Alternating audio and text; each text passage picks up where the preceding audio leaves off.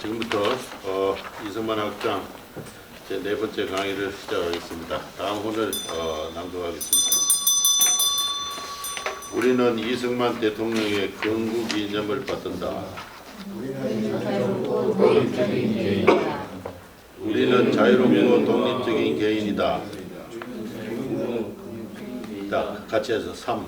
우리는 검열과 협동의 신뢰 사회를 추구한다. 4. 우리는 자유와 정의가 지배하는 나라를 만든다. 5. 우리는 호혜와 개방의 국제사회를 지향한다. 6. 우리는 진실을 추구하며 명예에 변호되지 않는다. 여러분 일주일 만에 또 반갑습니다. 제가 지난 일주일 동안 이 강의 노트를 쓴다고 꽤 애를 많이 썼는데요. 어제까지도 완성을 하지 못하고 해서 초조해 하다가 어제 5시쯤 미완성 원고를 우리 강수현 선생한테 보내서 카페에 탑재를 했습니다. 그러고 나서 마지막 한 페이지를 완성을 해서 했는데요. 한 밤 9시경 완성을 했습니다. 그래서 여러분한테 프린트로 올라간 것은 오후 5시쯤 완성한 미완성 원고고요. 마지막 한 장은 제가 어젯밤에 완성한 것입니다. 그래서 나중에 이 완성된 원고가 카페에 다시 올라가게 될 것입니다. 오늘은 그 이승만과 독립운동이라는 주제로 같이 생각해 보도록 하겠습니다. 당초는 이승만 박사가 미국에서 근거를 두면서 35년간 어떠한 독립운동을 했는가 하는 그 원고를 쓰려고 그랬습니다. 그래서 이런저런 책을 많이 읽고 정리를 하다가 포기를 하고 이렇게 해서 별 의미가 없다. 연대기별로 무슨 사건이 어떻게 있었는지, 이승만 대통령이 어디 가서 뭘 했는지 뭐 그런 것은 어느 정도 알려져 있기도 하고 여러분이 또 관심이 있으면 얼마든지 참고할 책이 많이 있습니다. 그래서 그것보다도 좀 약간 차원을 달리 해가지고 이승만 박사가 독립운동을 하게 된 또는 35년간 그의 행동을 일관되게 만들었던 그 기본 정신, 이념, 그리고 그것이 이후 대한민국 건국에 이어져서 오늘날 한국인들의 오늘날 대한민국에 나아가서 한국 국민의 정체성을 상당한 정도로 결정하게까지 된 그 독립운동의 정신과 이념은 뭐냐, 그런 것을 좀 써보려고 했습니다. 그래서 바로 그 독립운동 과정을 통해서 오늘날 현대 한국인들이 형성되었다 하는 그런 관점. 왜 독립운동인가? 그 독립운동이 중요한데 단순히 잃어버린 나라를 되찾다 하는 그런 수준의 독립운동으로 이야기해서는 좀 곤란하다. 우리가 잃어버린 나라를 되찾은 건 뭐 말이 틀린 말은 아닙니다만 엄밀히 말해서 조선왕조를 복구한 것은 아닙니다. 조선왕조는 저 같은 경제사가 입장에서는 국가농로제 사회다, 또는 사회 정치학적으로는 가산관료제 국가다, 뭐 그렇게 이야기할 수 있습니다. 그 국가는 제가 제 1강에서도 말씀드렸듯이 소멸했어요. 일본 황실에 포섭이 되었다가 45년까지 나름대로 사직을 보존하다가 1945년 이후 소멸을 했습니다. 그 이후에 태어난 이 나라 대한민국은 조선왕조를 개성하거나 복구한 것은 아닙니다. 전혀 새로운 나라죠. 조선왕조의 신민들이 독립과 자유로운 개인으로서 대한민국의 국민으로 된 거죠. 바로 이 인간의 사회적, 국가적 존재 형태 자체가 변하는 과정, 그것이 바로 저는 독립운동이다. 그래서 우리가 독립운동에 의미를 두고 살피는 것은 바로 그런 중요한 한국인들의 그 근본적인 존재 형태에 있어서 변화가 그 과정에 있었기 때문이다. 조선왕조가 해체된 것은 단순히 한 나라가 해체됐다기 것을 넘어서 가지고 그 말해서 삼강오륜으로 통합되어 있던 인간관계나 사회제 관계의 해체를 의미하는 겁니다. 그리고 한국인들은 다시 태어났어야 했고, 그리고 그 다시 태어나오는 것은 상이한 여러 가지 그 이념들이 외래 기원에 바깥에서 들어온 이념들과 우리의 전통 사회 조직 이념과 결합해서 뭔가 한국인들을 새롭게 만들어 오는 과정이었는데, 바로 그러한 외래 이념의 유입과 전통의 상호작용의 변화 과정에서 한국인이 변하는 과정을 독립운동의 관점에서 좀 살펴보자 하는 것이 제가 오늘 여러분에게 나누어진 이 노트의 기본 내용입니다. 사실 이런 문제는 그동안 우리 한국의 정치학이나 사회학이나 또는 역사학이나 이처럼 관심을 안 가졌던 문제예요. 조선왕조의 신민이 어떻게 해서 대한민국의 국민으로 국가 조직이 변한 것만 아니라 인간 자체가 어떻게 변해왔는가 하는 이런 문제,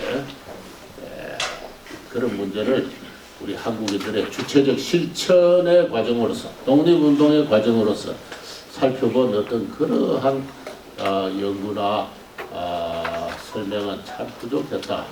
그래서 저는 제 나름대로 부족하지만 그런 시도를 한번 해봤습니다. 20세기에 들어와서 오늘날 현대 한국인이 형성되는 데 있어서 외래 기원에 흘러들어온 이념으로서 대단히 중요한 것이 세 가지가 있었습니다. 하나가 민족, 두 번째는 계급, 세 번째는 자유로운 개인. 이것이 우리의 전통, 우리 성리학에서 규정되고 통합된 어떤 사회와 작용을 하면서 오늘날 현대 한국을 만들어왔다 이렇게 생각합니다.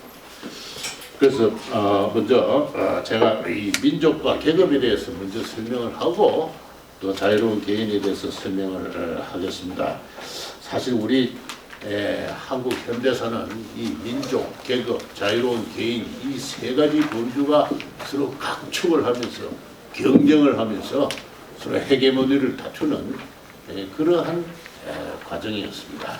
그래서 그런 관점에서 바로 그 과정에서 대한민국의 건국은 이승만 박사가 주도하는 자유로운 개인이라는 외래기원의 범주를 새로운 현대 한국의 재탄생의 중추로 삼았던 그와 같은 하나의 국가 및 인간들의 어떤 개조 운동이다. 저는 그렇게 생각을 하는 거죠. 먼저 이 민족 문제에 대해서 살펴보겠습니다. 흔히들 민족은 영원 불변한 게 아니냐, 고조선 당군 시대 때부터 있은 거 아니냐 그렇게 생각합니다. 우리 대부분의 한국 사람들이 그렇게 생각해요. 역사책을 보더라도 더 고대사부터 우리 민족은 수당의 침입을 맞아서 싸웠다든가 항상 역사 서술을 우리 민족을 단위로 해서 이렇게 서술을 하고 있는데요. 그 좀 곤란하다. 바꿔 생각할 필요가 있다. 이런 생각입니다. 민족이라는 건 뭐냐 하면은 동일한 인종, 언어, 문화, 역사의 바탕을 둔 정치적으로 공동의 운명이라는 그러한 그 공동체 의식을 말합니다. 동일한, 물론 이 한국적인 정의입니다. 이 민족의 정의는 나라마다 인종마다 다 다를 것이라고 생각해요. 한국인의 관점에서 가장 모든 한국인이 동의할 수 있는 그런 정의를 내리자면은 우리는 같은 인종이다, 같은 언어를 쓴다, 같은 문화, 역사적 바탕을 갖고 있다. 따라서 우리는 하나다, 함께 죽고 함께 산다 하는 공동의 운명체다 하는 이와 같은 의식입니다. 근데 이와 같은 의식이 우리는 하나의 민족이다 하는 이 의식이 언제부터 있었느냐? 그래서 지금부터 한 10년 전부터 저도 참가했습니다만은 역사학자나 또는 사회과학자들이 이런 문제를 제기를 해왔는데 조선시대에 그러면 그와 같은 의식이 있었느냐? 저는 없거나 있더라도 지금과는 다른 형태다. 그렇게 생각을 합니다. 조선시대에는 민족이라는 말이 없었어요. 민족이라는 말 자체가 없었고, 민족과 비슷한 오늘날 같은 뜻을 쓰고 있는 동포란 말이 있는데, 그 말을 쭉 검토해 보면은 피부치를 말합니다. 형제 자매를 말해요. 같은 어머니 포태에서 태어났다 해서 그래가지고 동포다. 근데 이게 추상화되면은 같은 공자님의 덕화를 입은 사람들이다 해서 중국 사람하고 조선 사람도 다 공자의 동포다. 이렇게 사해 동포 뭐 이런 식으로 그 뜻이 아주 성리학적인 어떤 그 인간관이나 이런 것을 대변하는 말로 쓰입니다. 그래서 오늘날의 민족에 상응하는 그러한 용례를 저는 아직 찾아볼 수가 없어요. 결례란 말이 있는데 결례 그것은 20세기 들어와서 이 최연배 선생이 만들어낸 말이에요. 만들어낸 말입니다. 그래서 민족, 일본에서 민족이란 말이 들어오니까 야 우리 같은 피부치 아니냐?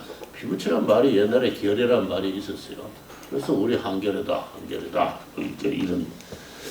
제가 이제 이런 관심에서 19세기 대학자 정약용의 책을 쭉 읽고 이 정약용이라는 사람이 인간 사회를 어떻게 이해했는가를 논문 하나 쓴 게 있어요. 이 제 나름대로 상당히 좀 아끼는 논문인데 뭔가 하나 발견을 했다 해서 정약용은 인간관계를 4종류로 나눴어요. 오늘날 뭐 정약용의 사회 인식이 어떤가? 첫째는 천속이라 해서 이건 하늘이 낸 관계예요. 부모 형제를 가리킵니다. 이거는 어떠한 경우에도 끊을래야 끊을 수 없는 관계예요. 예를 들어서 아버지가 죄를 지었다. 아버지가 살인사건을 저질렀다. 그럼 어떻게 해야 돼요? 아들이 어떻게 해야 됩니까? 정약용은 아버지를 감사해야 된다. 옛날 순나라 임금은 아버지가 그 순나라 그 요순시대 순임금은 아버지가 아주 고약한 사람이었어요. 아버지가 살인죄를 저질렀어요. 아버지를 얻고 산속에 숨었습니다. 그게 아들의 도리예요. 요새는 안 그렇죠. 아무리 아버지를 하도 죄를 지었으면 미안하지만 형무소 가십시오. 열심히 뒷바라지 하겠습니다. 잘 다녀오십시오. 마땅히 그래야지요. 그러나 순임금은 아버지를 얻고 도망을 쳤습니다. 험험심소 제1조에 보면 임금의 아버지가 죄를 지었을 때 신하는 어떻게 해야 되느냐? 이를 고소할 수 없다. 고소할 수 없다. 정약용이 이 천속이라는 범주를 만들어내 가지고 목숨을 구하고 살았어요. 살았습니다. 천주교 신자로 형도 죽고 이 정약용도 죽을 판인데 정약용이 쓴 상내사전이라는 그 속에 천속이라. 그러니까 이 노론이 보니까 이 양반은 이거는 천주교 신자라고는 할 수는 없다. 왜냐하면은 임금은 어머니를 신하로 삼을 수 있어요, 없어요?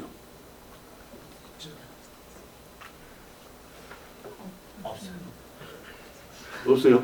천속이. 예, 천속이죠. 그러니까. 근데 삼을 수 있다고 한 사람이 있었어요. 17세기 유명한 예성 때 윤효란 사람이 임금은 하늘을 대신하여서 인간을 다스리는 사람이니까 어머니를 신하로 삼아야 된다. 이렇게 이야기했다가 이런 사문난적하면서 그냥 윤효가 죽었어요. 그래서 이건 굉장히 중요한 문제예요. 유교 사회에서.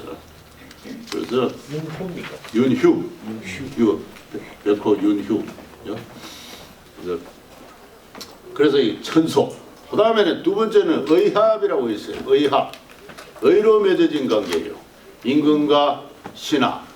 그 다음에는 그러니까 이거 천속보다도 한 단계 낮아요. 그 다음에는 부부관계. 그 다음에는 사제관계. 뭐 이런 거. 부부, 장유, 부모, 친구관계, 사제관계, 그 다음에 준호관계. 의가 맞아야 돼요. 의가 안 맞으면은 틀어질 수 있어요. 부부가 서로 정절을 지키지 못하고 어가 안 맞으면 헤어져요. 헤어졌다. 그죠? 친구도 그렇고 성생관계도 그렇고 그죠? 다 그래요. 그래서 끊어질 수 있는 관계예요. 그 다음에는 세 번째는 종류라 해서 인간에게는 등급이 있다. 군자족이 있고 소인족이 있다. 그래서 이거 양반과 상놈을 말하는 겁니다. 그래서 정약용이 흔히 인권주의자로 생각하면 큰 오해예요. 그런 잘못 알려져 있는 겁니다. 군자와 소인의 등급을 엄하게 바르는 것은 성인이 이 나라를 다스리는 대경대법이다. 이렇게 이야기를 했습니다. 그래서 다음에는 마지막에 종류가 있다. 그랬어요. 인종의 차가 있는데 중화족이 있으면 오랑캐족이 있다. 그래서 우리 한국어는 동이족이에요. 그래서 정약용 선생에게는 우리는 조선족이다, 조선종이다 하는 종성의식은 있었어요. 중국과 말도 다르고 생김새도 다르고 옷도 다르고 먹는 것도 다르니까 우리는 중국과 다른 종성이다. 그러나 오랑캐다. 오랑캐다. 그래서 이런 수준의 인간 사회에 대한 인식 이외에 다른 뭐가 있는가 제가 조사를 해보니까 이렇게 인간관계를 이렇게 네 가지 종류로 나누고 각 종류에 따라서 인간이 통합되는 어떤 윤리가 상이하다는 걸 밝힌 것은 정약용 선생의 큰 업적이에요. 이 양반이 굉장히 사상이 진보하고 있다는 것을 의미를 하는데 제가 거기에 대해서 이야기를 하려는 건 아니고 정약용 선생은 분명히 인간의 종성을 이야기를 함으로써 조선종을 이야기를 하고 있지만은 중화사관에 입각한 것이었다. 그래서 그런 것을 가지고 오늘 우리가 민족이라고 이야기해서는 곤란하다. 곤란합니다. 그래서 이러한 종성 수준의 자기 정체성의 이해는 있었지만은 오늘날 우리가 아는 민족이라는 것은 조선시대에는 존재하지 않았고 조선의 양반 사대부들은 나는 중화세계의 대부다. 이런 의식. 중화세계의 대부로서 거기에 마땅한 역사의식을 가졌어요. 이 양반 이런 사람들 어릴 때부터 사기, 춘추,